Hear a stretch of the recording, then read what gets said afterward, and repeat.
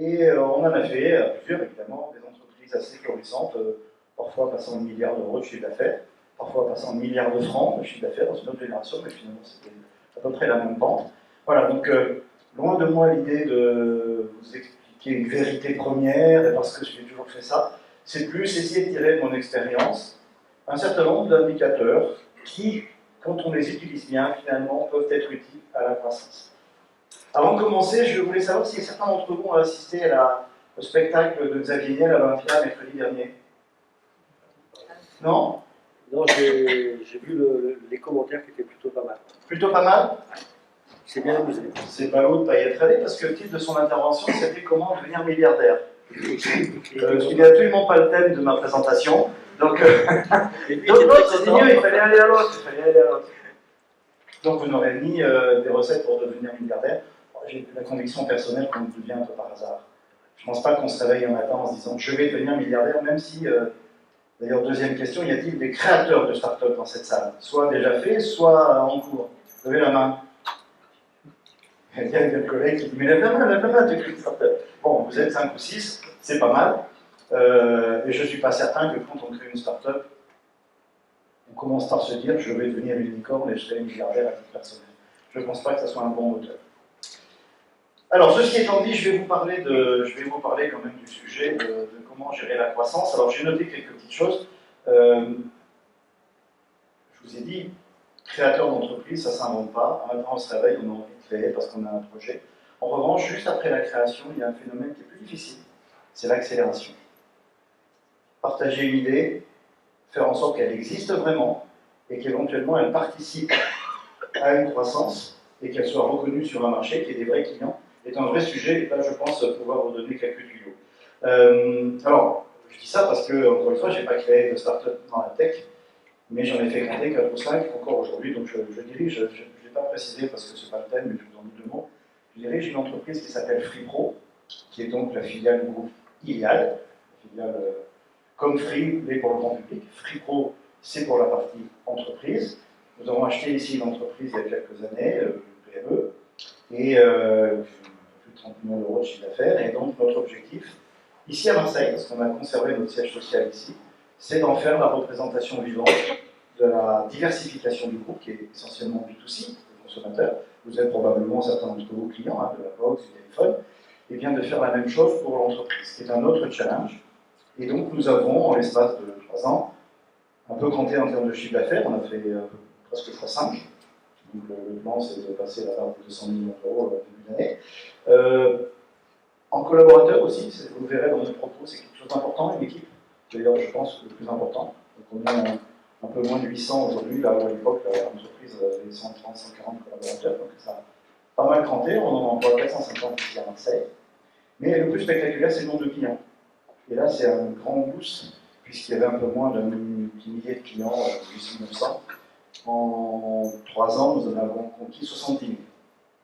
Et le rythme, c'est à peu près 30 000 nouveaux clients chaque année. Donc on voit que quand on est dans une hyper croissance, il y a d'autres défis qui arrivent au-delà de l'idée, c'est de savoir gérer cette croissance correctement pour que tout le monde en tire profit, évidemment. Alors bon, mon propos, je l'ai découpé en 3 parties. La naissance, vous avez compris que ce n'est pas forcément là où j'ai une légitimité la plus forte, mais il se trouve que par ailleurs j'ai un cabinet d'exécution stratégique, donc je vois passer beaucoup d'entreprises dans cette partie-là de leur vie, donc la naissance. Ensuite, il y a la deuxième phase, qui est donc la croissance, mon sujet favori, et qui, je crois, est une belle fin en soi, la croissance. La naissance, je comprends, faire exister une idée pour la première fois, c'est noble. Être capable de la faire cranter, cette idée, de la partager, je trouve que c'est vachement bien. Après, il y a une troisième étape, la maturité, c'est un peu comme nous. Hein. On est enfant, on est ado, tout est possible. Et puis après, on devient à l'âge adulte, on commence, Luc Julia venait d'en parler, dans je ne sais pas si vous étiez, avec la régulation, l'obligation de respecter les normes, etc. Quand vous avez une entreprise qui frise de milliers de personnes et plus, forcément, que ce soit en matière sociale, en matière fiscale, en matière de réglementation, surtout dans les télécoms, vous êtes inondé d'obligations. Voilà. Donc la troisième étape, la phase de la maturité, en fait, je ne sais pas si c'est la clé du succès, mais je vais partager avec vous comment rester ado même quand on est vieux.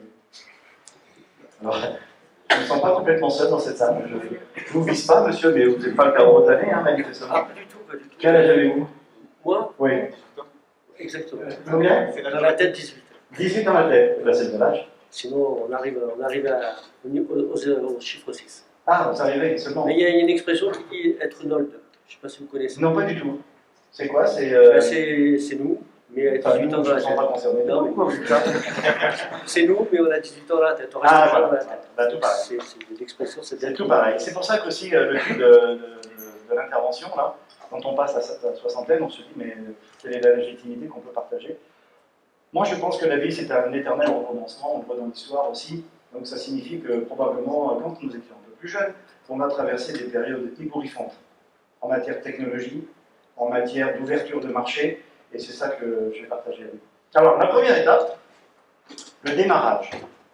Alors moi, il y a un mot qui me vient, quand on parle de démarrage, donc on crée une entreprise, c'est un verbe, c'est penser. On ne se lève pas comme ça le matin en ayant une idée géniale, c'est pas vrai, j'y crois pas. Vu que Julia disait à l'instant, moi je crée des entreprises pour ce en quoi elles me rendent service à titre personnel. Voilà, c'est son credo. Si ça me rend service à moi, eh ben, peut-être que ça peut aider à faire compter la techno. Donc il est quand même l'inventeur de Siri, hein, c'est quand même idiot. Mais il a expliqué, vous étiez dans l'enfilé juste avant? Ouais. Vous avez quand il a expliqué son robot là, pour faire vie à sa place le matin. Bon, il a quand même bien foiré. Mais voilà, donc le mot penser. Alors penser, ça veut dire quoi? Je l'ai noté, c'est un, d'avoir des idées claires. Si vous n'êtes pas capable d'exprimer déjà clairement à vous-même ce que vous avez envie de faire, il y a relativement peu de chances que vous soyez capable de l'expliquer autour de vous. Donc en un, les idées claires. Si possible, on est dans la tech, on essaye d'innover avec la technologie. Il y a des ruptures, chaque année, chaque 3 ans, il y a des ruptures technologiques. La fibre est une rupture technologique. L'intelligence artificielle, en apparence, en est une. Mais il y en a eu plein d'autres. Il y a eu la mobilité. Bref, profiter dans notre domaine d'une rupture technologique, c'est peut-être le bon moment de se dire, avec cette infrastructure, avec cette technologie, puis-je proposer une valeur autour de, déjà à moi-même et autour de moi qui soit un peu innovante. J'ai noté également le positionnement. Unique. Ou pas. Vous savez, quand vous croisez un chef d'entreprise de 18 ans, à peine révolu, qui vous dit « j'ai une idée géniale ». Personne n'a jamais eu avant moi. Et avec ça, je suis le nouveau Bill Gates, c'est Elon Musk, vous, Xavier Niel, peu importe. Ok. Mais j'ai plus confiance quelqu'un qui me dit, tu sais quoi, j'ai étudié longuement le modèle économique de la société X, c'est pas mal, mais ils s'y sont mal pris pour lancer l'offre ou lancer le service. Ah bon, explique-moi pourquoi ils s'y sont mal pris. Et à ce moment-là, ils renversent le truc en disant, c'est pas l'idée géniale qui compte, c'est l'usage qu'on va en avoir. Et d'un seul coup, d'un seul, on parle de proposition de valeur, hein, c'est un vieux thème de consultant, ça, la proposition de valeur. Et oui, parce que c'est ça l'idée. Une idée technologique ou une révolution technologique n'est utile que si elle est partagée. Sinon, c'est une idée que vous pouvez soigneusement plier au fond de votre poche avec un mouchoir par-dessus. Donc, en fait, en paradigme de l'idée géniale, l'idée de la création, vient tout de suite après la notion de à quoi ça sert, pour qui, quel est finalement le service rendu, et est-ce que je m'inscris dans une trajectoire innovante, c'est-à-dire pas simplement une innovation de l'instant. Alors, j'ai noté, moi, des petites boîtes dans lesquelles j'ai un peu œuvré, avec une conviction initiale, parce que là aussi, ça va un peu battre les idées reçues en brèche. Une entreprise, c'est comme un tabouret. Il y a 3 pieds. Vous mettez un tabouret avec une assise, et puis de temps en temps, il y a un pied qui casse. Qu'est-ce qui se passe quand vous avez que 2 pieds? On tombe. Et ça, avoir une idée que l'entreprise c'est un tabouret, encore faut-il savoir de quoi sont constitués les pieds. Alors, moi, c'est très très simple. Ma carrière a fait que j'ai eu des pressions des 3.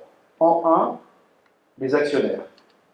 Ou l'actionnaire que nous sommes. Tout à l'heure, on disait, Julie, présidente de la French Tech, disait il ne faut pas s'oublier. Elle a eu raison. Il y a les actionnaires, là où les personnes qui ont contribué à l'origine. Le premier pied du tabouret, qui ne fonctionne pas dans une entreprise quelle qu'elle soit, si l'actionnaire n'est pas servi correctement. Alors ça peut être une entreprise publique ou privée, nationale ou internationale. Il faut servir complètement, durablement l'actionnaire. Le deuxième pied, ça ne choque personne, c'est les clients. Une entreprise qui n'a pas de clients, ce n'est pas une entreprise. C'est une idée géniale au fond de sa poche.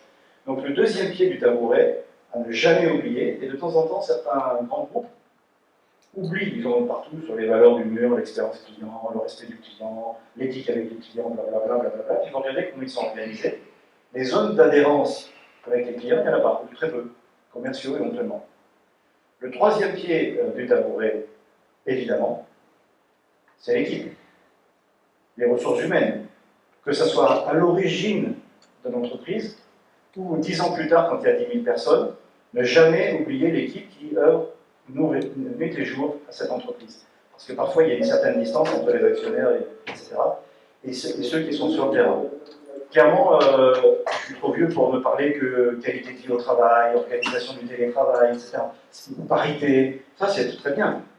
Mais à l'origine, même sans se poser ces questions un petit peu réglementées, il y a simplement de se dire, on travaille avec des gens.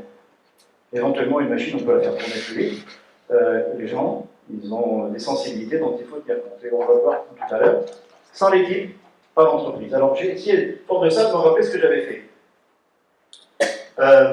Une boîte dans laquelle le tabouret a parfaitement fonctionné, alors les plus vieux. Vous vous rappelez peut-être de Ciris, l'entreprise de la Compagnie Générale des Eaux? Vous vous rappelez de ça? Ouverture du marché des télécoms dans les années 95-96, ça a commencé par l'ouverture de la téléphonie fixe, puis de la téléphonie mobile, qui est venue juste après avec SFR, parce que c'était la Générale des Eaux, et aussi les réseaux indépendants, les réseaux frais mobilisés, pour parler un peu de tout. On est passé de 0 à 500, de 2 à 500 personnes en 5 ans, et de 0 à 1 milliard de francs de chiffre d'affaires en l'an 2000.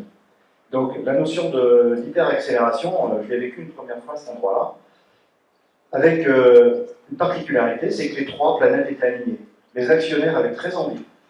Je ne vous explique pas l'équipe, elle était tellement motivée de cette hyper-croissance, mais il y avait une particularité, c'est que France Télécom, ça s'appelait comme ça à l'époque, perdait son monopole les uns après les autres. Donc il y avait une soif des clients d'avoir du vent frais en provenant des autres acteurs. Et je vais vous dire l'accélération en question, on ne l'a même pas senti. Pourquoi? Parce que les trois pieds du tabouret étaient bien ancrés au sol. Et ça m'est resté en mémoire. Je me dis, si on fait cette alchimie-là en permanence, logiquement, ça devrait bien se passer. Le deuxième exemple, start-up, on va dire ça comme ça, que j'ai eu l'occasion de diriger, c'est EasyNet. EasyNet est j'ai quitté Ciris après l'avoir vendu à Deutsche Telekom, cher. Donc j'ai rejoint un petit groupe qui s'appelait EasyNet, qui était présent en France avec une centaine de personnes. Et quand je suis arrivé d'abord en France, puis après j'ai dirigé le groupe à Londres, j'étais même un peu honteux de notre plan stratégique, parce qu'il n'y avait pas d'idée vraiment géniale. On faisait un peu ce qui existait par ailleurs, mais beaucoup mieux. Donc ça va un peu en brèche aussi l'idée qu'il faut impérativement être disruptif, impérativement avoir une idée géniale, impérativement avoir un service qui n'est pas connu sur le marché. Sincèrement, faire mieux, plus vite, avec plus de respect des trois pieds du tabouret, ça fonctionne aussi. Et donc je me suis dit, tiens, là aussi il y a peut-être un peu de savoir-faire à récupérer pour vous, les créateurs d'entreprises. Et puis, j'ai commencé ma carrière chez IBM. Alors IBM, vous vous rappelez, pour les plus anciens, hein, puissance mondiale, première entreprise de la tech, capable d'acheter toutes les boîtes qui les emmerdaient, ils en ont fait quelques-uns comme ça. Et il est arrivé, moi je suis arrivé en plein dans cette période chez IBM où il n'y avait plus de sous. En tout cas, on disait aux jeunes, ceux qui allaient en taxi chez les clients, c'est fini, là vous irez en métro, bon, merci. Et donc la boîte s'est enfoncée, j'ai quitté assez vite. Simple pion dans une boîte à l'époque 140 000 personnes, pas d'intérêt. Et il y a un gars qui est arrivé qui s'appelle Lou Gessner, qui était le président. Il a écrit un bouquin, je vous recommande, c'est vraiment sympa. Ça s'appelle Comment j'ai fait danser un éléphant. Parce que l'IBM était un éléphant. Et donc il explique, comme une renaissance, comme un renouveau. Alors c'était pas une start-up, hein, IBM, vous l'avez compris, c'est pas une start-up du tout. Sauf qu'il était face à un espèce de mastodonte qui réagissait plus aux stimuli de l'extérieur, qui considérait les clients comme un man nécessaire, qui avait une technologie incroyable, mais qui étaient d'ailleurs les premiers à faire la reconnaissance vocale, etc. Hein. On parle de l'IA aujourd'hui. C'était le Watson, hein, ça vous parle, hein. Le Watson, c'était celui qui voulait jouer contre Karpov et Kasparov, je sais, etc., etc. Donc c'est parti de loin. Mais il y avait une certaine distance par rapport au terrain. Et donc j'ai noté un truc, je vais vous le dire, hein, parce que je ne le connais pas par cœur. Il a écrit, il est extrêmement difficile de définir une stratégie exclusive pour une entreprise. Et si la stratégie est très différente de celle des autres acteurs de la même industrie, elle est probablement très risquée, parce qu'il faut évangéliser le marché. La raison en est que chaque secteur d'activité est défini et guidé par des modèles économiques, des besoins explicites des clients et des structures concurrentielles connues de tous, et qui ne peuvent pas être modifiées rapidement. Bon, ça, c'était sa conviction. Il est donc très malaisé de développer une stratégie originale, et en supposant qu'on y parvienne, il est encore plus difficile de lui conserver son caractère exclusif sur la durée. Évidemment, quand ça marche, les autres font pareil. L'exécution, c'est mon thème de numéro 2. L'exécution est donc la composante critique d'une stratégie réussie. Faire ce qui a été décidé, le faire bien et mieux que le concurrent, est beaucoup plus important que d'imaginer des visions futuristes. Bon, j'ai noté qu'il y en a un qui n'a pas du tout fait pareil, qui a renouvelé sur le marché, qui a changé les prix, la techno, les machins, c'est mon patron. Donc, je ne lui lis pas le soir au chevet la phrase de Doug Gessner, hein, parce que sinon je serais décapité du jour au lendemain. Donc, bien sûr qu'on peut tout faire différemment. Mais je voulais vous dire ça parce qu'à la naissance, donc à la participation que vous pourriez avoir à des projets naissants, ne pas être génial, c'est pas très grave. C'est pas très grave. Par contre, faire en sorte que le génie soit exécuté, c'est beaucoup plus important. Ça va jusque-là? J'ai pas testé mon truc depuis un moment. Ah ouais, voilà. Donc je vais me mettre là pour le... Alors, le propos de ma... Il est 16h20. Je vais me dépêcher. Le propos essentiel, j'ai appelé ça l'hypercroissance. Deuxième acte, après penser, car je vais lancer un petit concours. À votre avis, c'est quoi le verbe? Exécuter, mon génie agir ou exécuter. Il y en a un qui ne sait pas. Vous avez eu les notes avant? Non. Alors, agir, ça veut dire quoi? Concevoir son plan sur la capacité à exécuter. C'est très important, ça. Je n'ai pas dit que c'était vrai, hein. Je ne vous partage pas une vérité cardinale. Hein. C'est le fruit d'une expérience. Quand vous concevez un plan, il me semble que c'est important, c'est de savoir s'il est faisable. Ça paraît stupide ce que je dis. Hein. Est-ce qu'il est faisable? Dans l'espace-temps, dans l'espace financier, dans l'espace technologique et surtout dans l'espace humain avec lequel vous allez fonctionner. Donc exécuter, ça va être clé. Mais on peut concevoir l'exécution quand on écrit son plan. J'ai créé un cabinet il y a quelques années par frustration. Dans mes fonctions de patron, j'ai eu l'occasion d'utiliser McKinsey, le Boston, Arthur D. Little, enfin tous quoi. Tous les grands noms du cabinet conseil. Ils me faisaient des plans, des benchmarks vachement bien, avec des beaux slides. De temps en temps, ils se trompaient sur le nom du client. Ils étaient copiés, donc restez le nom du client. Ça vous est arrivé, ça sûrement, j'imagine. Même vous-même, quand vous faites des présentations, il faut changer la date, hein, vraiment. Bref, donc j'ai eu plein de conseils vachement bien sur les benchmarks internationaux, etc. Et à chaque fois, la question c'était, ok, on va faire ça, j'ai les sous, on va faire ça. Est-ce que vous pouvez m'aider? Finalement, un grand blanc du senior partner qui m'a pris 300 €. Attendez, monsieur, moi je suis là pour donner des conseils. Hein. Je ne suis pas là pour faire. Ah bon, mais je ne vous demande pas de faire, mais au moins aidez-moi à faire. Même réponse. Ça veut dire que beaucoup de conseillers oublient la fonction opérationnelle, ce qui fait que souvent dans les plans, alors dans la fonction publique, je ne sais pas s'il y a des représentants de la fonction publique dans cette salle, il y a beaucoup de rapports qui sont émis, beaucoup de conseils qui sont prodigués, et après on se plaint que ça ne passe pas à l'acte. Pour une raison essentielle, c'est qu'on a un peu oublié dans la phase du plan d'aller dans l'exécution. Alors j'ai noté quelques petites idées, comme précédemment. J'ai marqué un chef d'entreprise, il doit être ni hors sol, ni seul. C'est pas le en même temps de Macron, c'est ni hors sol, ni seul. Hors sol, c'est évidemment vaporeux, pas confronté à la réalité, ne pas considérer qu'il y a des clients, des personnels, etc. Et ni seul, c'est-à-dire ne pas se considérer qu'à moi tout seul, le génie des Carpates, je peux tout faire. Pourquoi? Parce que comme l'idée c'est d'exécuter, l'idée c'est de propager cette idée et de la faire naître, d'en faire une entreprise et de vendre, surtout dès le début, ne pas rester seul. Vous verrez, c'est un leitmotiv chez moi, même dans la phase de maturation, et même surtout dans la phase de maturation, il faut ne pas rester seul. Alors, je me suis noté un truc que j'aime bien aussi. Est-ce que certains d'entre vous ont fait l'armée?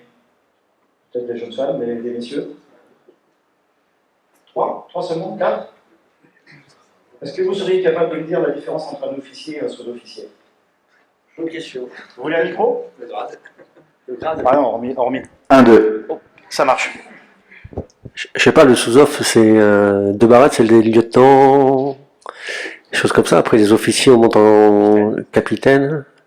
Ah non, mais je ne parle pas de... Ah, dans la fonction? Ouais. Je me rappelle plus, ça fait longtemps. Ça fait longtemps. Pour moi, la différence, c'est un sous-officier, ça exécute les tâches qu'on lui donne. Ok. Très bien. Les lier au carré, faire en sorte que les deuxièmes classes font exactement ce qu'on leur dit, etc. Et l'officier, c'est le stratège. L'officier, on lui donne une mission. D'accord. Et donc, je me dis, quand on est chef d'entreprise, c'est bien d'avoir des officiers. se sentir meilleur que tout le monde en finance, en marketing, en commerce, en technique. Ça ne marche pas. Donc un petit conseil, et comme j'ai été jeune patron, j'ai toujours eu des gens infiniment plus doués que moi dans toutes les fonctions d'entreprise. Donc quand vous avez la chance de participer à une création de boîte ou de son accélération, en ayant des officiers, d'abord ça vous donne de l'humilité, les personnes sont brillantissimes, et surtout vous êtes certain de pouvoir propager cette idée un peu dans tous les coins d'entreprise par des gens qui reçoivent une mission. Parce que si on leur distribue des tâches, il faut se lever un petit peu plus tôt le lendemain matin pour tout connaître sur tout et prétendre dire au directeur financier, va me faire une levée de fonds, au directeur marketing, fais-moi l'expérience client, etc., etc. Donc un conseil, restons modestes. Essayons d'être extrêmement bien entourés. Ensuite, deuxième conseil très très bête, toujours dans cette phase d'exécution, ne pas penser que la théorie du grand soir, vous savez, aujourd'hui on est tout petit, on ne gagne pas d'argent, on est peu nombreux, personne n'est connu, et dans une semaine, tout est différent. On nous connaît instantanément, j'ai des clients qui ruissellent sur les murs, l'argent n'est plus un problème, etc. Ça peut arriver, mais bon, c'est rare. Donc généralement, il faut respecter des étapes. C'est un peu comme Saint-Jacques de Compostelle. Je ne sais pas, certains ont fait Saint-Jacques de Compostelle ici? C'est mon rêve, moi, personnellement. C'est prévu, mais pas encore. C'est prévu, mais pas encore fait. Il y en a plein qui sont comme ça. Ouais, c'est pareil. J'ai commencé autour de la maison. Il faut vendre la maison? Non, j'ai commencé autour de la maison. Autour de la maison. Monsieur a une grande propriété. Saint-Jacques de Compostelle, moi j'avais choisi de faire le Puy-en-Velay, Saint-Jean-Pied-de-Port. Jusqu'au jour où Macron a interdit de faire des déplacements interdépartements. C'est 1500 balles. Donc je l'ai fait. Mais je le ferai. Saint-Jacques de Compostelle, bon Saint-Jacques à moi, il faisait 800 km. Waouh! Mais je ne marchais jamais, 800 km, c'est infaisable. Puis j'ai réfléchi, c'était 35 étapes entre 20 et 25 km. Sincèrement, n'importe qui ici peut le faire. Dit comme ça, fastoche. Bon, il paraît qu'au bout d'une semaine, on a des ampoules, machin. Enfin, dit comme ça, c'est faisable. Et bien pour un plan stratégique, c'est pareil. Si vous prenez la précaution de découper en espace-temps des tâches de base, la start-up, elle peut aller à l'âge adulte, sans difficulté. Si on fait tout d'un coup et on pense que c'est facile, on va dans le mur, comme je le disais tout à l'heure. Donc, petit conseil, on exécute par petits bouts. Step by step. Step by step. Avec aussi un effet sur le moral. La première étape est réussie. Waouh, chouette. La deuxième va réussir, c'est sûr. Voilà. Donc, le step by step, c'est la réussite. Il fait très chaud. Donc, l'exécution stratégique, donc la partie croissance, j'ai noté 3 choses. 1, c'est une question de détail. Les grands envolées lyriques sur un podium d'un chef d'entreprise, il vaut mieux peut-être que les managers ou les collaborateurs soient capables de prendre cet envolé lyrique et de le traduire en étapes successives bien documentées. La deuxième chose, c'est une question de vitesse. Tout à l'heure, Martine Vassad, sur le podium, disait le problème avec le secteur public, c'est qu'on a de bonnes idées, on a parfois du pognon, mais on se donne rendez-vous dans 10 ans. C'est insupportable. Donc, exécuter dans l'espace-temps que vous vous donnez, c'est absolument essentiel, et tenez compte de la vitesse. Troisième chose, c'est une question de contrôle. Dans une start-up, surtout celles qui ont levé beaucoup d'argent, on ne contrôle pas.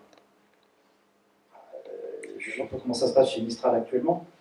Et s'ils ont levé 800 millions d'euros, je ne suis pas certain que leur unité d'œuvre, ça soit les 10 euros.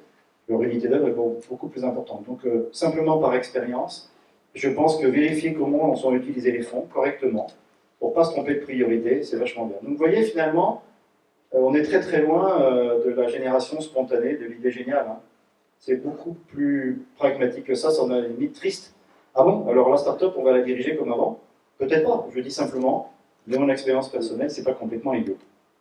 Et puis une dernière chose, je passe deux, trois sujets, mais il y en a que je ne peux pas laisser passer, c'est la culture de l'échec. Voilà. En Angleterre, aux États-Unis, il a dit très bien, tout à l'heure, vous échouez, vous prenez une cicatrice, et bien a priori, vous ne l'échouez pas une deuxième fois au même endroit. Ça ne veut pas dire qu'on ne va pas faire toute connerie, hein.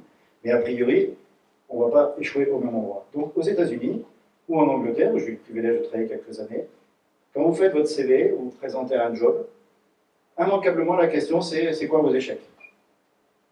En France, quand vous présentez votre CV pour prendre un job, c'est quoi votre plus belle réussite? Genre pour se rassurer, l'employeur se dit mais je vais embaucher celui qui a déjà réussi.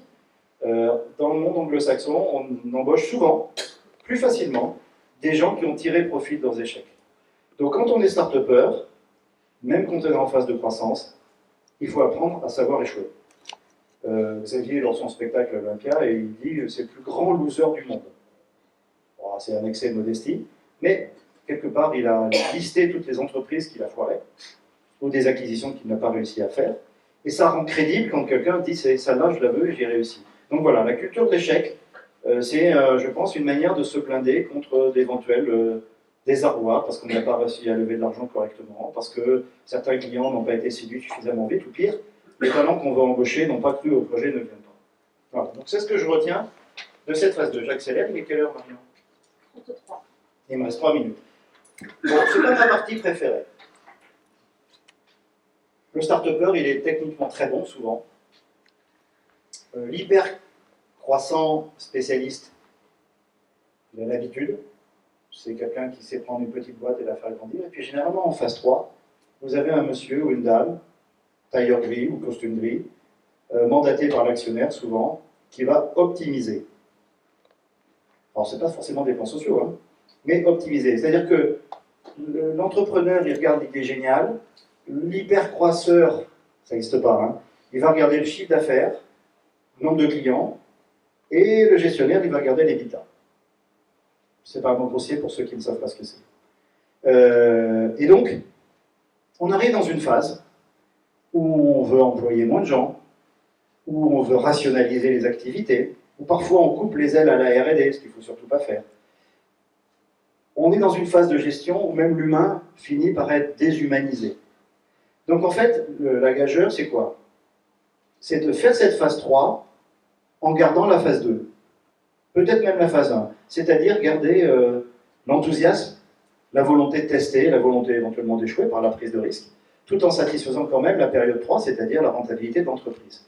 Moi, il y a un truc que j'ai fait à plusieurs reprises. J'ai créé des Customer Advisory Boards. Wow. Ce n'est pas des clubs clients. Club client, vous livrez un produit, vous leur demandez si ça marche bien, etc. Le Customer Advisory Board, c'est que vous demandez à vos clients de vous aider à passer la phase 3. Vous leur dites, où est-ce que vous m'attendez dans 10 ans? Le client, généralement, il dit, attendez, vous êtes mon fournisseur, je vous paye pour prendre vos produits, pas pour vous expliquer la vie. Et non, en fait, c'est pas ça qu'il dit du tout, le client. Ah ouais? Vous me demandez à moi, client, de savoir à quoi vous devriez ressembler dans 10 ans? Mais c'est génial, c'est la première fois qu'on me pose cette question. En quoi ça consiste? Bah, déjà, tout simplement, vous m'expliquez ce qui ne marche pas, pour que je sois meilleur. Ensuite, vous m'expliquez dans quel univers vous pouvez me projeter. Voilà, je vous vends de l'intelligence artificielle, qu'est-ce que je fais dans 10 ans? Et donc les clients, bah, ils participent. Et ensuite, vous leur demandez ce qu'ils en pensent eux, à quoi ça va leur servir. Là, ça tombe bien, c'est la martingale. Les clients adorent parler d'eux. Ils adorent parler d'eux. Parler de votre technologie, bon, ouais, ok, ils vous achètent, c'est bon. C'est un appel d'offres, ça. Envoyez mon directeur des achats. Vous dites à un patron, est-ce que je peux me déplacer dans un univers qui pourrait vous en servir en 10 ans? Essayez, vous verrez, ça marche à tous les coups. Alors évidemment, il ne faut pas que ce soit un effet de manche. Il ne faut pas faire ça parce que je vous l'ai dit aujourd'hui. Il faut faire ça parce que vous pensez que fondamentalement, le client, c'est un des pieds du tabouret et il peut vous aider à vous projeter dans 10 ans. Et par enchantement, quasi par enchantement, ça vous aide à définir votre stratégie. Je ne dis pas qu'ils ont forcément des idées géniales, revenez sur le génie tout à l'heure. Ils vous aident à définir une stratégie qui, en tout cas, pour eux, pourrait être gagnante. Alors ça tombe bien, quand vous avez une idée, c'est a priori pour la commercialiser. Donc moi, ça m'est arrivé plusieurs fois de clients qui nous ont aidés à faire ça. Immanquablement, le commercial est passé lui rendre visite après. D'accord? Donc c'est pas maléfique, hein, mais en tout cas, ça peut servir. J'ai noté gestion des ressources financières, pour finir. Enfin, pas pour finir, j'ai encore 2 points. Bon, je vous l'ai dit tout à l'heure, être économe dès le premier jour, c'est une bonne vertu. Je suis auvergnat. Non, il ne faut pas rire.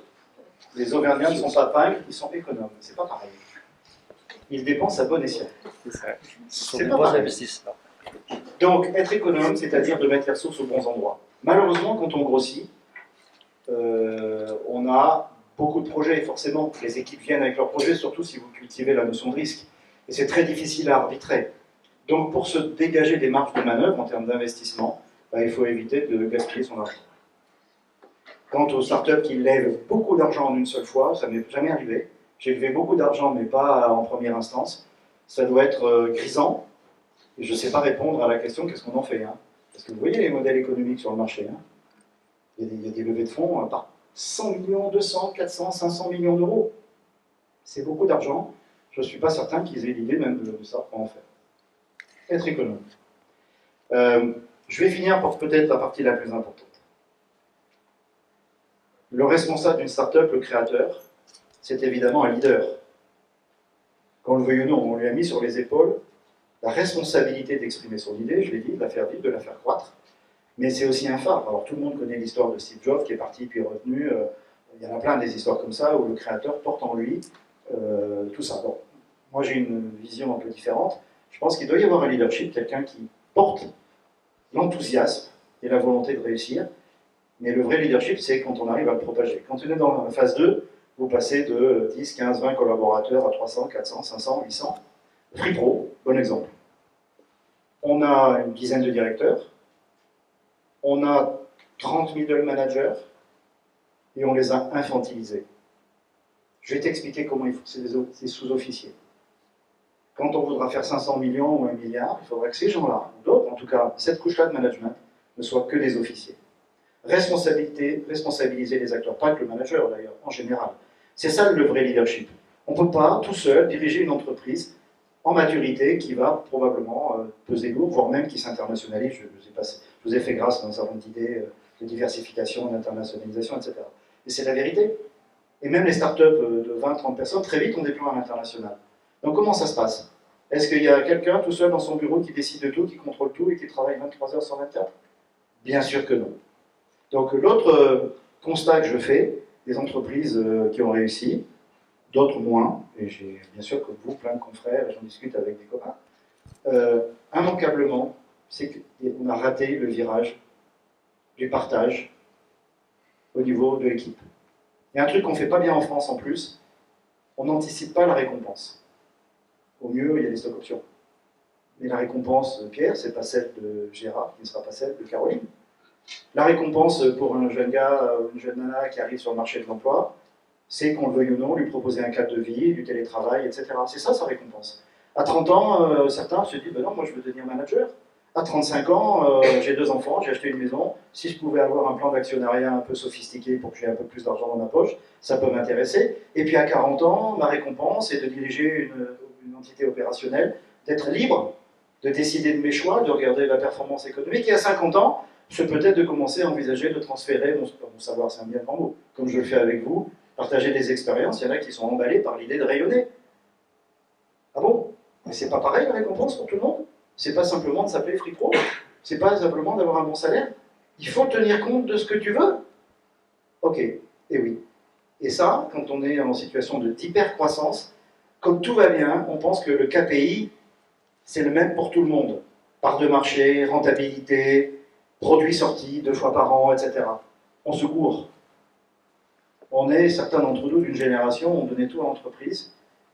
Je pense qu'on peut toujours tout donner à une entreprise à condition d'avoir cette fameuse récompense qu'on a individualisée. Regardez les cours de théorie de management, de ressources humaines, on parle d'éthique, de valeurs, de machin. C'est très aseptisé quelque part.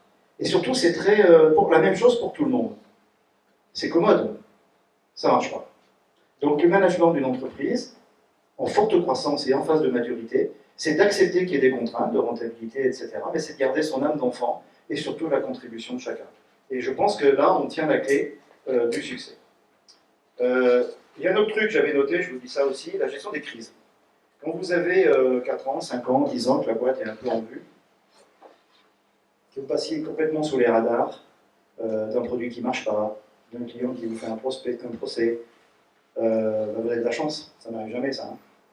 J'ai un ami qui dirige une boîte qui s'appelle Solution 30. Ça vous parle, Solution 30? C'est une boîte qui fait des installations, c'est tout con. Hein. C'est le gars dirigeait le service après-vente de la FNAC, puis FNAC Darty, le contrat de confiance là. Et son métier, c'était de mettre des techniciens sur le terrain pour installer, dépanner de l'électroménager, de l'informatique, etc. Il y a eu un spin-off, donc il a créé la boîte. Ça s'est super bien passé. Il a remporté le marché des compteurs Linky. Vous voyez ça chez vous, le truc là. Et après, il s'est développé à l'international et tout, et tout, et tout. 300-400 millions d'euros de chiffre d'affaires, coté en bourse. Et puis un jour, comme ça, instantanément, il y a un hedge fund qui a fait partir des bruits comme quoi le dirigeant était maqué avec la mafia italienne. Bon, il s'appelle John Bepi. John Bepi Fortis. C'est pas un nom extrêmement, comment dirais-je, mafieux. Je connais le garçon depuis 30 ans. Ça lui est tombé dessus comme ça. Qu'est-ce qu'il y a derrière? La volonté de casser le cours en bourse pour pouvoir ramasser la mise à bas prix. Donc il a porté plainte immédiatement. Et effectivement, en creusant, parce qu'il était au courant de rien, il y avait un gars qui, dans une de ses nombreuses entreprises, effectivement en Italie, a utilisé un comptable. Et que ce comptable avait été comptable d'une entreprise mafieuse, qui avait été révélée comme telle. Donc on s'est dit, bah, s'il y a un comptable qui s'occupe du petit bureau italien de Solution 30 qui a validé des comptes d'une autre boîte, c'est qu'il y a anguille sous roche d'une boîte qui marche aussi bien dans la cotation boursière. Vous voyez le truc, hein, l'empire machiavélique qui consiste à déstabiliser la boîte. Donc article dans les Échos, Pierre Chazal sur le journal, comme quand vous aviez été emprisonné, hein, il a fait la une des journaux télévisés, et ça vous tombe sur le coin de la gueule. Vous étiez tous les jours en train de travailler à la croissance de votre boîte, à sa bonne santé, remporter des marchés, et du jour au lendemain, vous avez une méga crise. Il n'y a pas 36 solutions pour les crises. C'est de penser que ça peut arriver à tout moment. Donc de s'y préparer. Celle-ci était immonde, hein, puisque c'est la délation pure et simple. La crise, ça peut être la fuite des cerveaux. On peut vous piquer votre savoir-faire. Ça peut être un accident industriel. On sert mal les clients. Nous, on a eu un tour de chauffe dans un data center en Malmö l'année dernière. Et voilà, il a fallu compenser. Donc, s'habituer à la crise, c'est-à-dire savoir que c'est possible, ne pas être des bénis oui-oui, ça marche. Donc, c'est un autre petit conseil que je peux me permettre de partager avec vous. Bon, il ne faut pas attirer les foudres. Hein. À force d'avoir peur, ça finit par arriver, comme on dit. Mais dans votre organisation, vous passez une demi-journée à la pêche le samedi pour imaginer ce qui pourrait vous arriver de pire et de faire un plan. Vous voyez, c'est pas très start-upper, hein, mais croyez-moi, c'est diablement important quand à un moment donné ça arrivera. Et encore une fois, je ne sais pas d'où ça va venir. Et pour finir, vraiment pour finir, je le promets, il y a un autre truc que je me suis noté comme étant quelque chose qui m'aidait. Je l'ai un peu dit tout à l'heure pour le Customer Advisory Board. J'ai noté accepter, voire même demander le regard des autres. Et dans l'ordre, j'ai mis les banquiers, les clients, les collaborateurs, les concurrents, les consultants, il en faut, des partenaires, les distributeurs, les industriels, qui vous voulez. Souvent, quand on dirige une entreprise, on considère que c'est une faiblesse de dire je ne sais pas. Un collaborateur vient vous voir, vous pose une question, je ne sais pas. Voilà, je ne sais pas.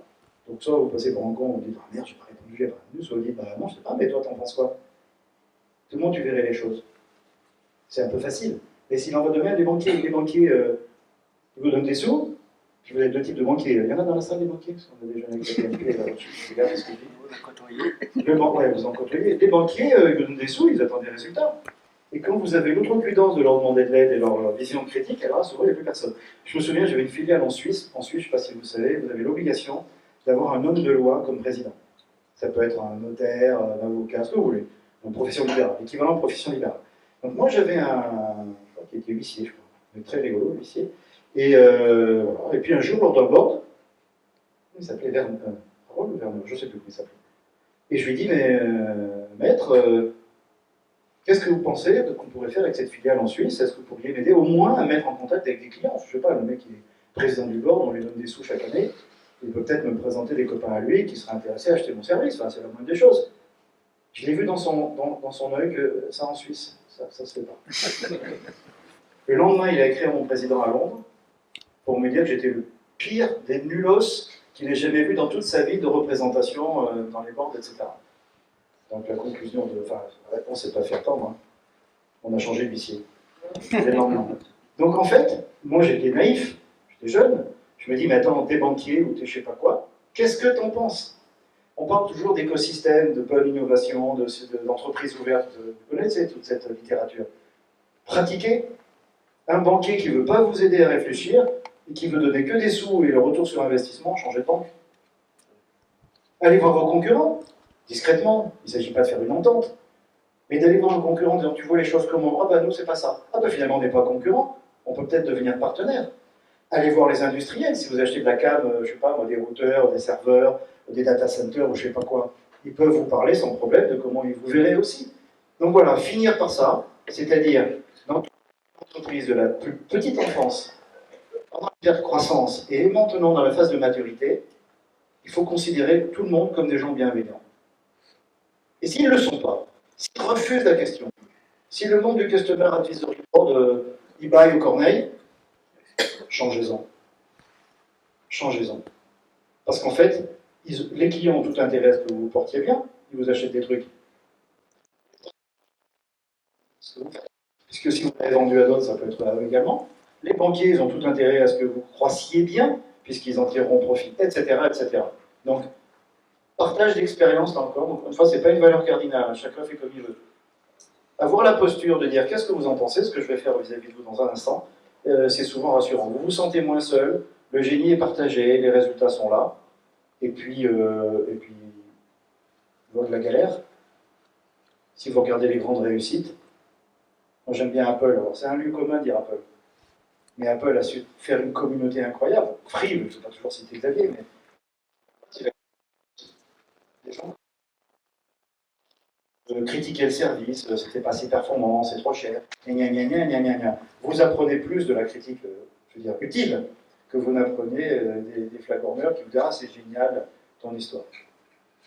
Donc voilà ce que je voulais vous dire aujourd'hui. Pour tous ceux qui n'ont pas vu la conférence « Comment devenir milliardaire » de Xavier Niel, définitivement vous ne l'avez pas vu, hein, parce que je n'ai pas les résultats du loto de la semaine prochaine, ni même le tiercé dans l'ordre. Donc je ne sais pas trop comment on peut devenir milliardaire, je lui laisse le privilège de ça. C'est un état d'esprit.